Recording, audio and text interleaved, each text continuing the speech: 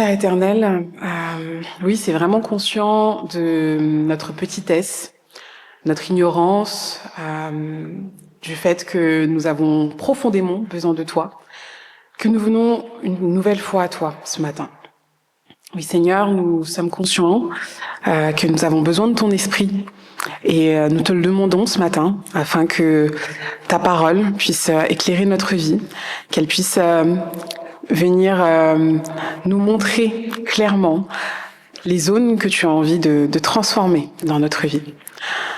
Alors oui, Père, que tu puisses conduire chacun d'entre nous, faire de la place ce matin pour toi et pour ce que tu as à nous dire. Amen. Alors, nous poursuivons notre série de prédications sur les rencontres avec Jésus dans l'évangile de Luc. Et nous en sommes au chapitre 6. Et comme au chapitre 5, Jésus va faire la rencontre à nouveau d'un homme qui souffre de paralysie. Alors, pour le contexte, nous sommes un jour de sabbat, qui est un jour sacré, un jour qui est mis à part pour Dieu, pour le repos et pour l'enseignement de la loi. Toute la communauté va se retrouver à la synagogue. Jésus y entre, il s'assoit et il commence à enseigner. Dans l'assemblée, il y a, comme toujours, des scribes, des pharisiens. Ce sont donc des hommes instruits, qui connaissent la loi de Dieu, qui sont respectés et qui sont vraiment des spécialistes de cette loi de Moïse. Mais ce jour-là, dans notre texte du jour, ils ne sont pas venus pour apprendre. Non. Ils sont là pour surveiller. Ils observent Jésus du coin de l'œil et ils guettent la moindre occasion de le prendre en faute. Et puis dans le texte, il y a aussi un homme qui est assis un peu à l'écart. Et celui-là, personne ne le regarde. Il n'est pas connu, il n'est pas spécialiste d'une loi quelconque. Il est dans son coin. Sa main droite est sèche, paralysée. Elle est inutile depuis très longtemps, trop longtemps pour lui sûrement. Et chaque sabbat, il va venir dans cette synagogue, silencieux, peut-être résigné. Et il va, je pense, s'attendre à Dieu. Ce matin-là, personne ne s'attend à ce qu'il se passe quoi que ce soit d'extraordinaire, parce qu'encore une fois, pour le sabbat, on va à la synagogue, on écoute la parole. Et pourtant. Alors je vous invite à lire avec moi le texte de Luc, au chapitre 6, les versets 6 à 11. Donc Luc 6, les versets 6 à 11.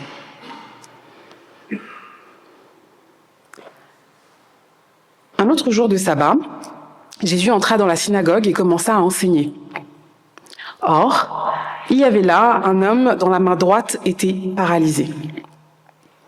Les spécialistes de la loi et les pharisiens surveillaient attentivement Jésus pour voir s'il ferait une guérison le jour du sabbat.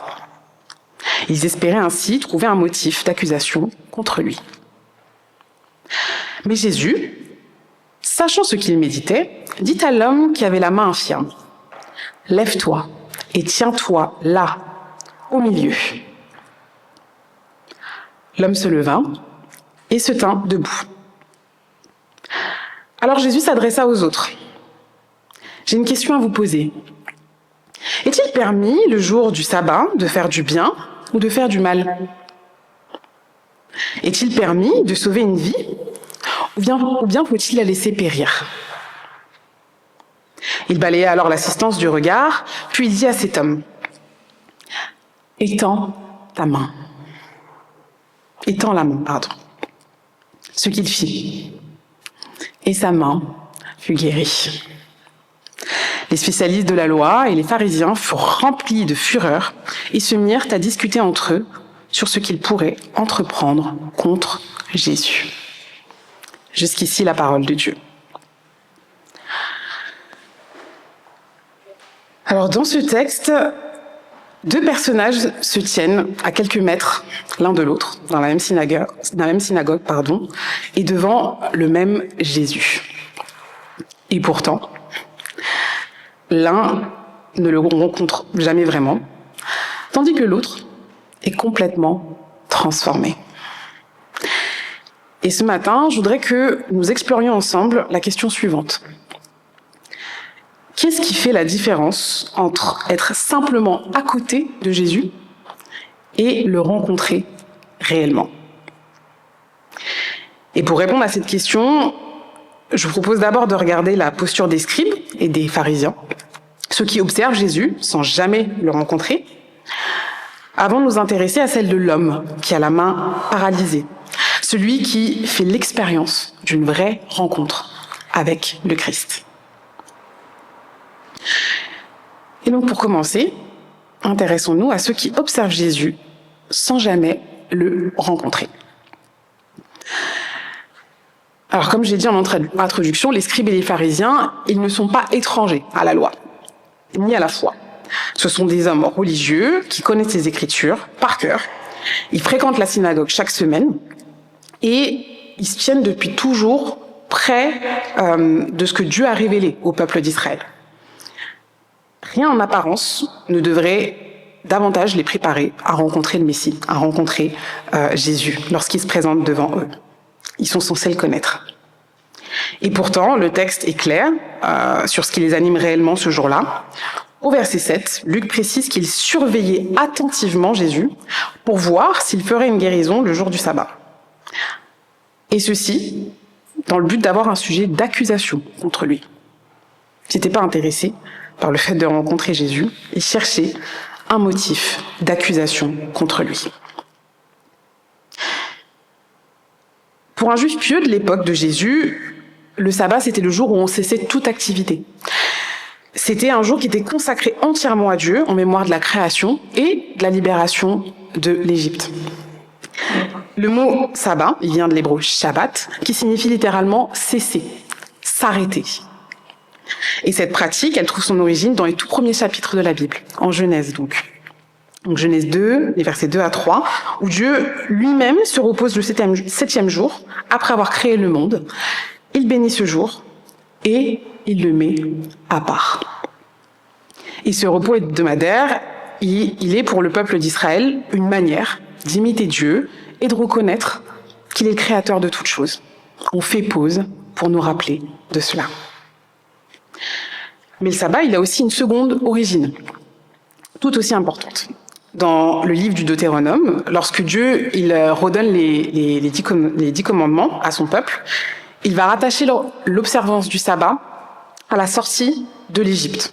Et donc on peut lire en Deutéronome 5 au verset 15, « Souviens-toi que tu as été esclave au pays d'Égypte et que l'Éternel, ton Dieu, t'en a fait sortir.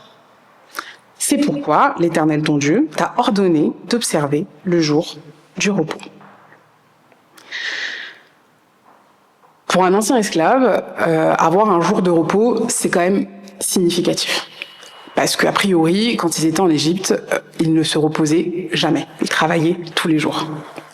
Et donc, quand les Israélites reçoivent ce jour de repos, c'est vraiment un cadeau que Dieu leur fait.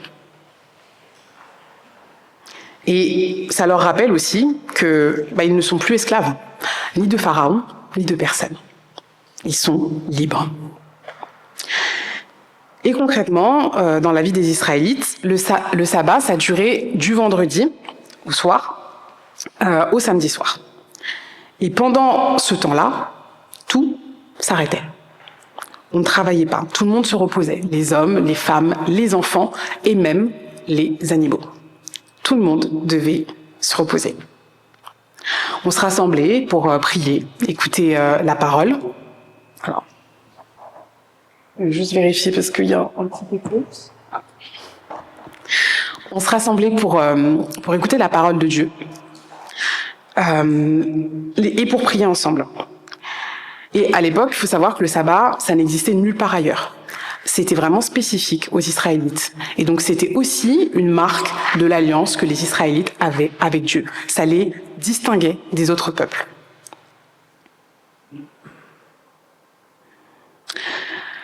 Au fil des siècles, pour aider les gens à respecter ce commandement sans ambiguïté, les responsables religieux, les pharisiens, ont précisé un à un tout ce qui constituait un travail interdit le jour du sabbat.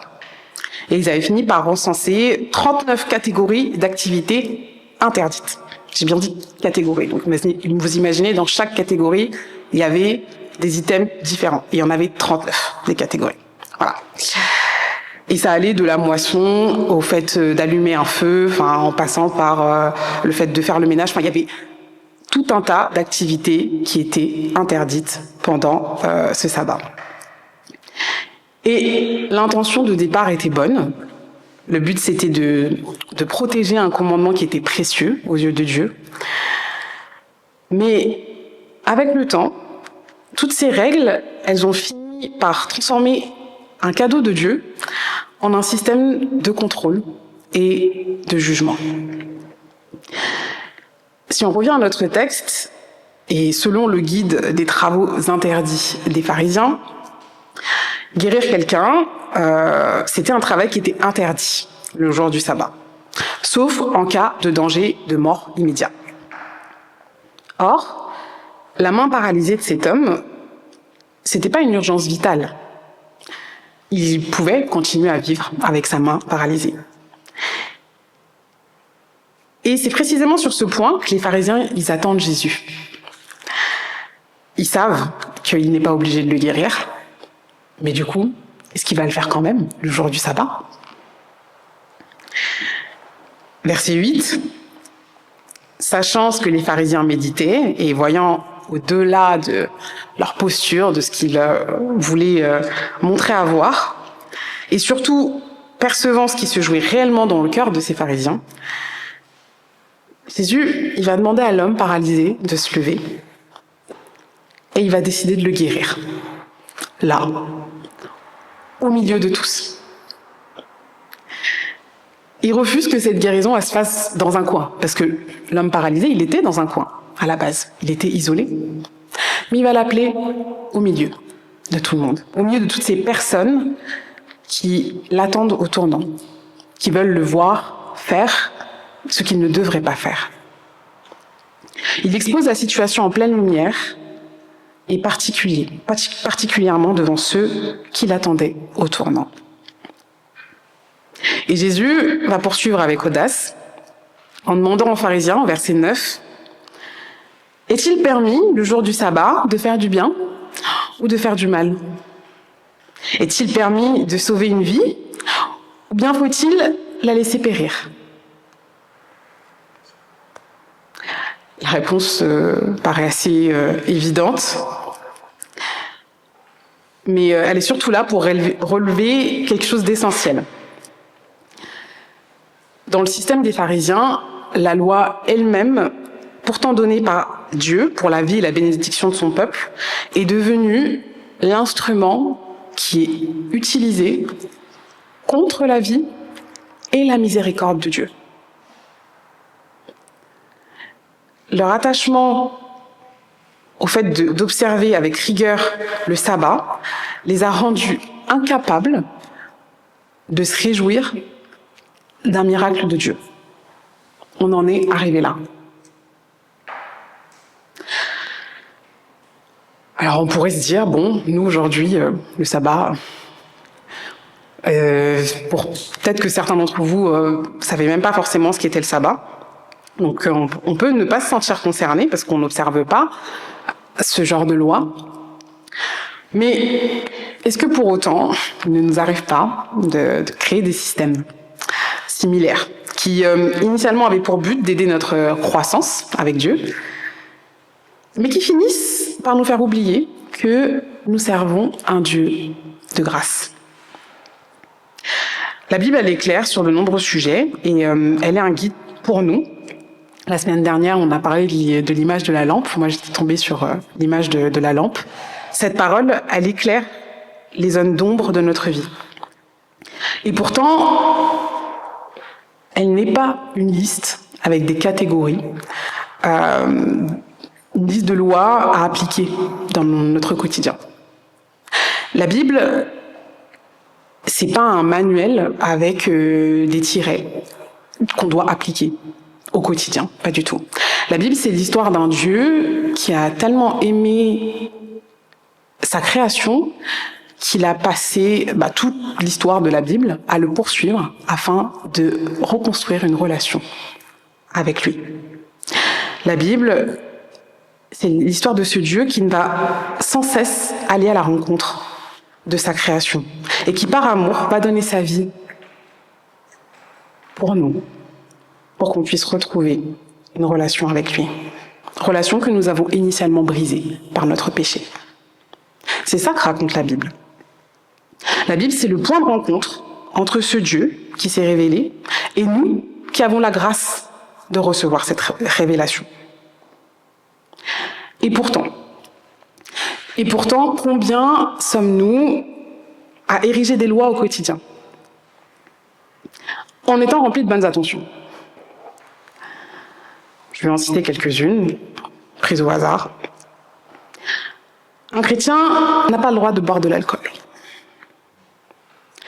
Je dois prier au moins 2 fois par jour, le matin et le soir, pour que Dieu soit fier de moi et qu'il réponde à mes prières.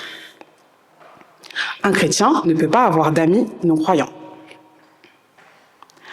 Je dois aller à l'église tous les dimanches pour que Dieu soit fier de moi et qu'il réponde à mes prières. Un chrétien qui fume ne peut pas dire qu'il aime Dieu. Je précise que tout ce que j'ai lu là, je l'ai déjà entendu. Je l'ai déjà entendu venant de frères et sœurs en Christ. Et qu'on soit bien clair, ce matin, je ne suis pas là pour nous encourager à fumer, à boire, à ne pas aller à l'église. Voilà, c'est absolument pas mon propos. Nous sommes le temple du Saint-Esprit et Dieu nous appelle à prendre soin de notre corps, de notre âme et de notre esprit. C'est clair. Ce matin, je suis là pour dire que nous servons un Dieu qui désire avoir une relation avec nous. Et pas un Dieu qui désire que nous érigions des lois dans des catégories qui nous permettent d'avancer dans notre marche avec lui. Ce Dieu nous a tissés dans le ventre de notre mère.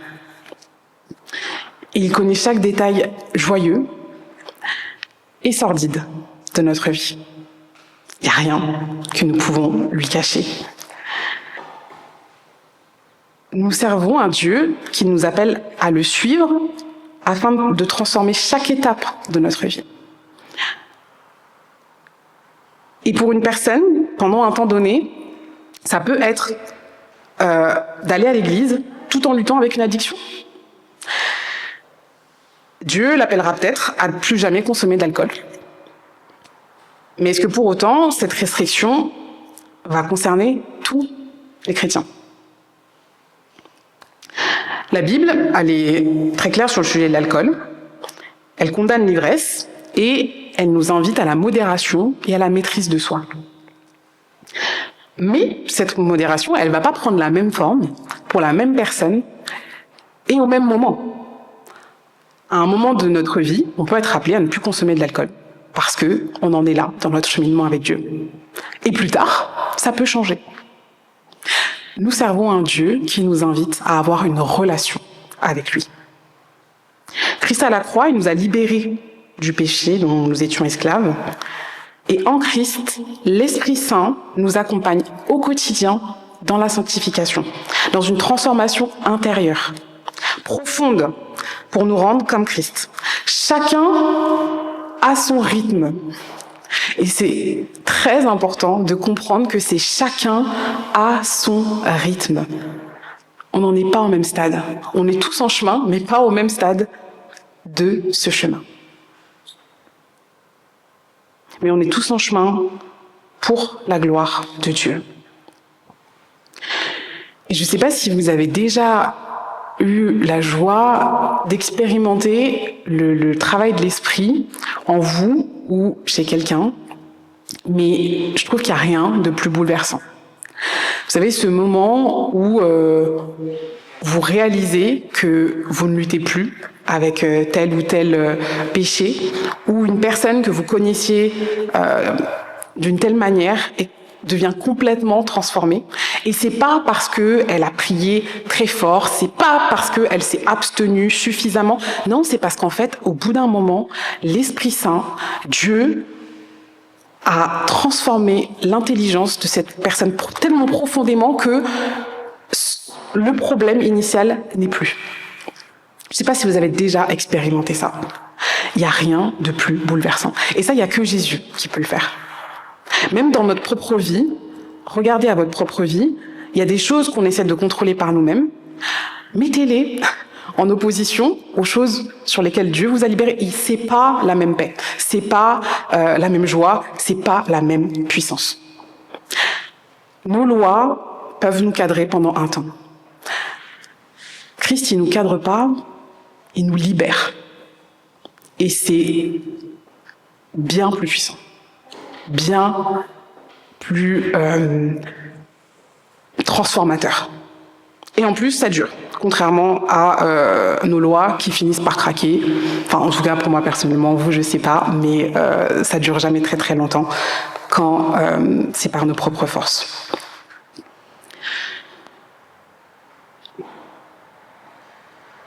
Quand nous sommes transformés en profondeur par l'Esprit, c'est un miracle.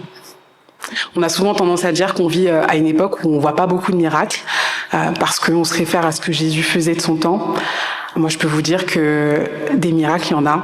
Il y a un mois de ça, j'étais au baptême de ma meilleure amie, que je connais depuis plus de 10 ans, que j'aime profondément, et que j'ai vu cheminer pendant 10 ans, en fait.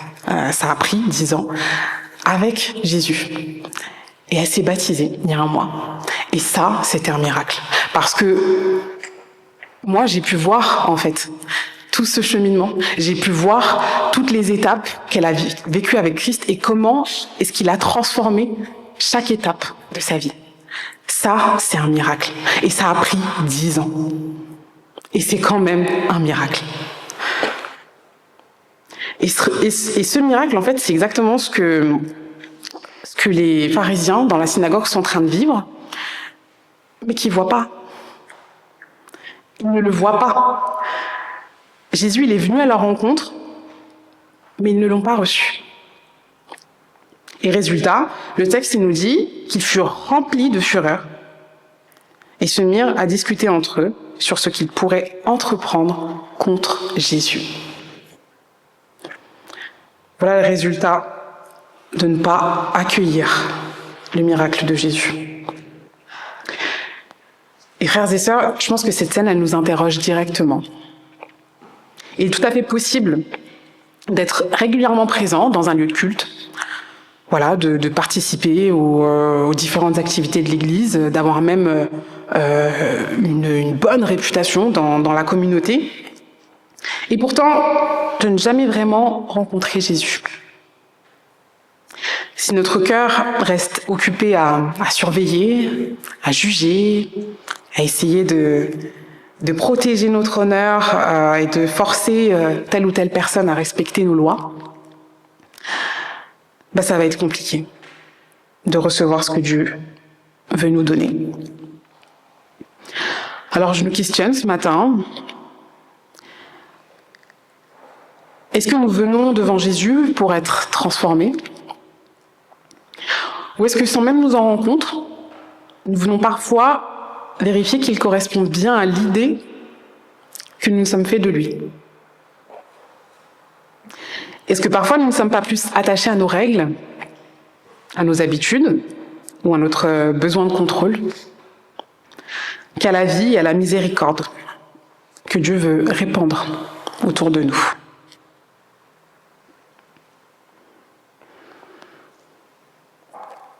Je vous invite à garder cette question en tête et à nous tourner à présent vers le second personnage de ce texte. L'homme à la main paralysée, celui qui, en obéissant à la parole de Jésus, va faire l'expérience d'une rencontre véritable avec le Christ. Une rencontre qui va transformer sa vie. On ne sait presque rien de cet homme. Le texte ne donne ni son nom, ni son histoire, ni la cause de son handicap. Le texte grec nous dit que sa main droite était sèche, c'est-à-dire atrophiée, paralysée. En gros, incapable du moindre mouvement. Et dans une société où la survie dépendait du travail, on peut aisément imaginer qu'un tel handicap, c'était bien plus qu'une gêne physique. Ce handicap, il limitait sa capacité à travailler et donc sa place et sa dignité dans la communauté. C'était une réelle souffrance. Cet homme, il est présent à la synagogue ce jour-là, comme les scribes et les pharisiens. Il occupe le même espace. Il entend le même enseignement de Jésus. Il se trouve à quelques mètres de Jésus, comme les pharisiens et les scribes. Mais contrairement à eux, il ne va pas rester spectateur de la scène. Jésus l'interpelle au verset 8. « Lève-toi et tiens-toi au milieu. » Cette demande, elle n'a rien d'anodin. Se tenir debout au milieu d'une assemblée, ça peut être très intimidant. C'est s'exposer publiquement. C'est accepter que tous les regards soient tournés sur nous, sur notre intimité, sur, en l'occurrence, pour lui, sur son infirmité, quelque chose dont il devait avoir honte, certainement. Et là où peut-être il aurait eu envie de se cacher, Jésus l'invite à venir au milieu. Il ne veut pas le guérir discrètement. Non, il l'appelle à être vulnérable. Et le texte nous dit qu'il se leva et qu'il se tint debout. Jésus l'a appelé et il a obéi. Il aurait pu hésiter, il aurait pu avoir honte, il aurait pu se dire non, ça n'a pas de sens, pourquoi aller au milieu ? Mais non, il se lève.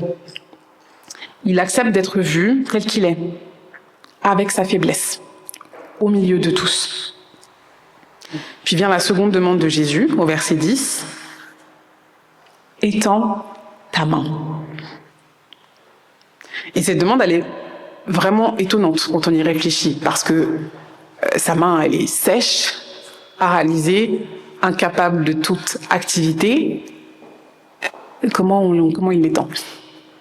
Sur le principe, quand il entend ça, il aurait très bien pu se dire ok, mais je fais comment ? Ouais, Jésus, il lui a pas dit je vais te guérir, tends la main pour que la foule puisse constater la guérison. Il lui a juste dit étends ta main. Et c'est dans l'obéissance, en fait, à cette parole de Jésus, apparemment impossible, que la guérison, elle va se produire. Le texte ne dit pas « sa main fut guérie, puis il l'étendit ». Le texte, il nous dit « il le fit, et sa main fut guérie ». L'acte d'obéissance, ici, et le miracle sont intimement liés. Cet homme, il n'a pas attendu de sentir sa main bouger pour commencer à faire le geste. Il a fait le geste, et dans ce geste, Jésus l'a guéri. C'est dans son mouvement de confiance et de foi que la puissance de Dieu s'est manifestée. Donc voilà ce qui distingue cet homme des scribes et des pharisiens. Eux, ils restent immobiles dans leur certitude, dans leur loi, dans leurs convictions, renfermés sur leur jugement. Mais lui, il se lève, il s'expose et il fait confiance à Jésus. Il vient tel qu'il est, avec sa faiblesse, et il obéit. Et c'est ça, une véritable rencontre avec Jésus. C'est pas simplement de se trouver dans le même lieu que lui, ni même de bien connaître ce qu'il enseigne. C'est d'accepter de se lever, de sortir de notre position confortable, agréable, de ce qu'on connaît, de ce qu'on a construit, de ce qui nous rassure, et de se présenter devant lui avec tout ce qu'on est. Le bon, le mauvais, le moyen, le à retravailler, tout, c'est de venir à lui avec tout ce qu'il y a en nous.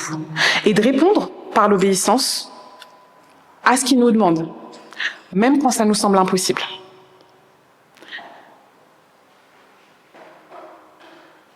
rencontrer Jésus véritablement, s'y accepter, de lui montrer tout ce qu'il y a de plus brisé en nous et de lui faire confiance sur le fait qu'il est capable de le transformer.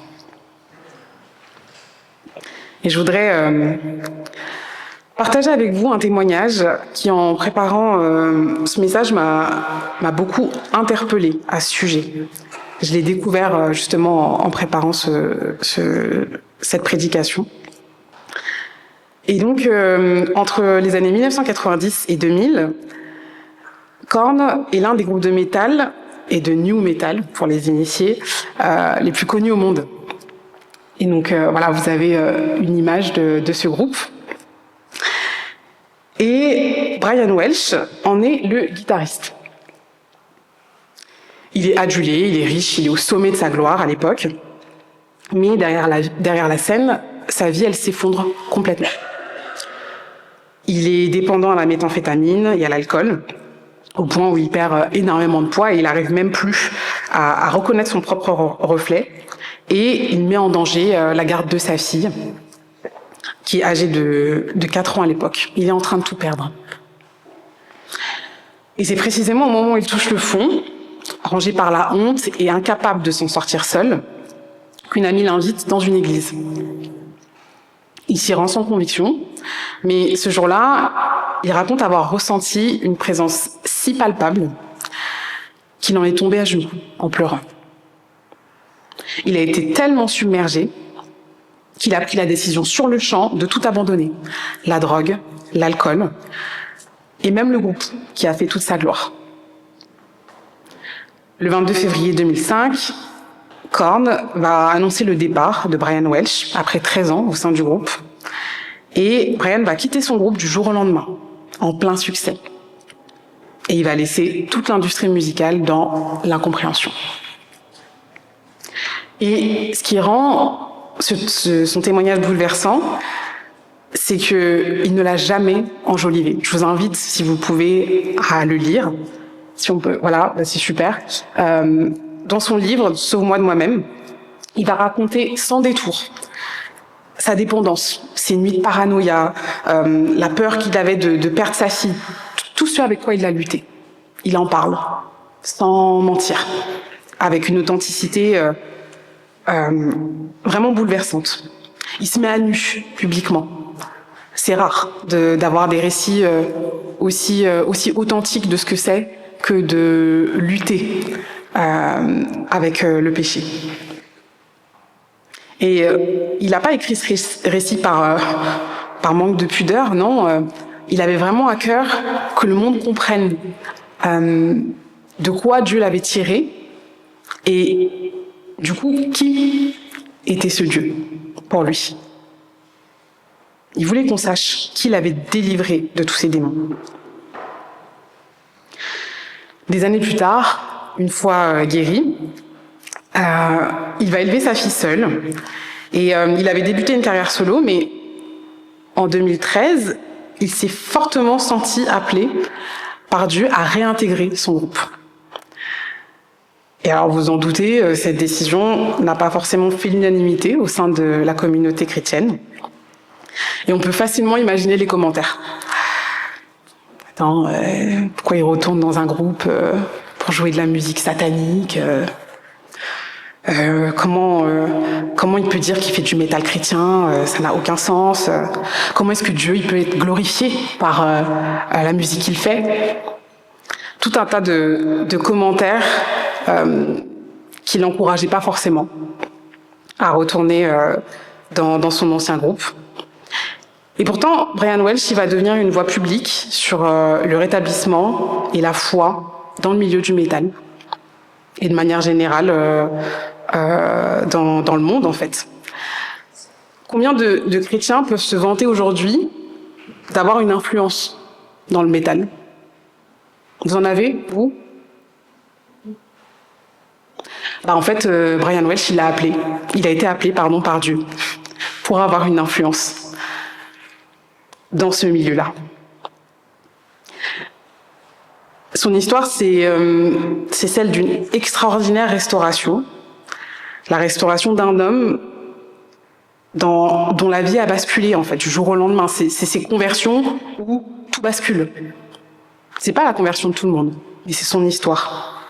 Il a accepté de se tenir devant Jésus tel qu'il était, sans rien cacher, et Dieu l'a transformé. Et son histoire, elle vient briser toutes les idées préconçues qu'on peut avoir sur la manière dont Dieu agit. Bah ouais, Dieu a touché un métalleux, et ce métalleux continue à faire du métal. Et il parle de Dieu, comme ça. Et ça dérange. Moi, j'en ai parlé, encore une fois, en préparant cette prédication. Ah bah ça a dérangé. Et pourtant, Dieu est à l'œuvre. Aujourd'hui, Brian Welch, c'est un chrétien pleinement engagé. Son parcours, il est bouleversant, ou en tout cas, il m'a bouleversée. Et il le raconte avec beaucoup d'humour et d'authenticité. Et il en retient un message qui est vraiment d'une grande simplicité que je voudrais vous partager ce matin. Dieu nous aime et il veut nous libérer pour nous rendre notre véritable identité. Voilà ce que Brian Welch nous le dit à travers son témoignage que je vous invite vraiment à lire. Alors frères et sœurs, où en sommes-nous ce matin? Est-ce qu'il y a une main sèche que nous n'osons pas présenter à Jésus? Une part de notre vie que nous considérons comme définitivement inutile, morte peut-être, hors d'atteinte de toute transformation? Est-ce qu'il y a une relation abîmée que nous pensons irréparable? Une habitude que nous avons l'impression que nous ne pourrons jamais changer? Ou alors une blessure que nous avons appris à cacher plutôt qu'à présenter à Dieu?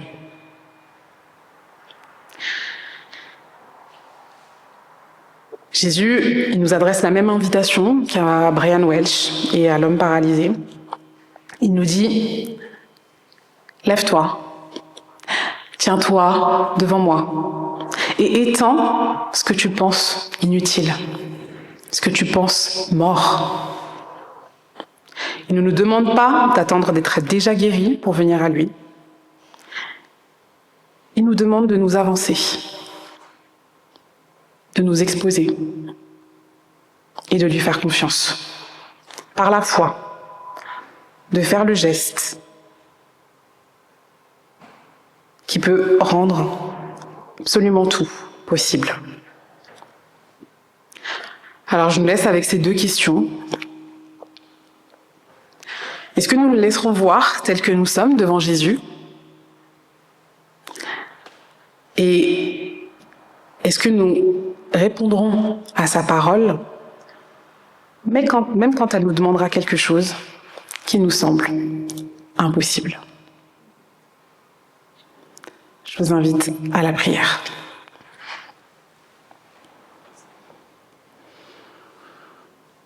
Oui, Seigneur, tu es le Dieu qui transforme.